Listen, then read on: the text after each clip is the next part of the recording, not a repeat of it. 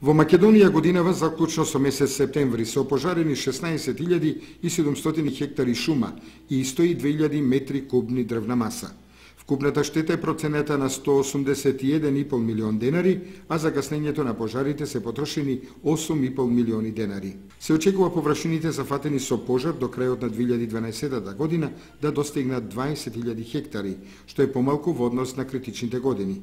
Сепак, поради сушата, интензитетот беше голем, однесе и човечки жртви. Кај нас се уште нема методологија која би овозможила добивање унифицирани податоци за штетите, зашто подружниците даваат различни вредности, зависно од структурата на насадите, деградираната шума, боровата стара 100 години или пак некој друг тип на шума.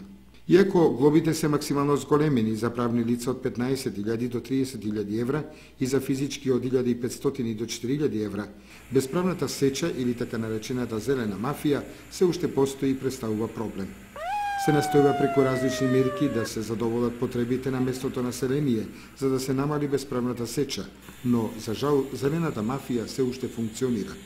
Најчесто и покрај пресудата за причинетите штети, се изрекуваат и казни согласно кривичниот закон и законот за прекршоци, кои пропишуваат многу пониски глоби од дефинираните во законот за шуми. Во Македонија има 1,1 милион хектари шума и шумско земјиште, од кои 960.000 хектари се шума. Стопанисувањето со шумското земјиште е планско, преку дефинираните 190 шумско-стопански единици. Тоа меѓу другото ги одредува критериумите за пошумување на голините, кои се дел од вкупното шумско земјиште. Точно се знае во кој период, со која динамика, со колку садници по хектар се пошумува во Македонија. Со денот на дрвото не се третираат овие голини, туку се оди на ерозивни земјишта, пасишта и други површини кои не припаѓаат на шумите и шумското земјиште. За сите досегашни акции, чие спроведување почна во